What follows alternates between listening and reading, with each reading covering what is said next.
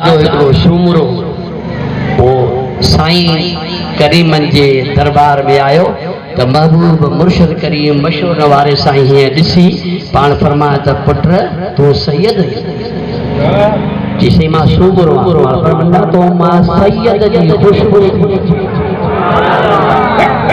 सुभान अल्लाह चईं मां शुमरो पान करीमन फरमायो त सूमरो त भली हूंदे पर तो मां ख़ुशबू सैयद थी अचे पंहिंजी मां खां वञी पुछा कयां।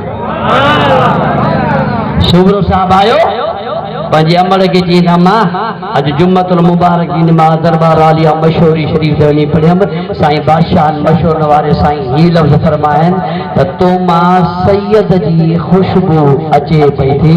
हाणे ॻाल्हि ॿुधा त हक़ीक़त छा आहे माजरा छा आहे।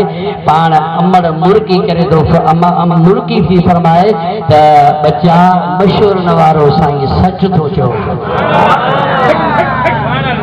मां बीमार थी पई हुअसि कमज़ोर थी पई हुअसि मुंहिंजी थञ सुकी वई पाड़े में अहल बेतन जो घर हो उन अहल बेत जे घरां तोखे 2-3 ॾींहं थञ ॾिनी हुयूं मशहूर वारो साईं सही थो चवे।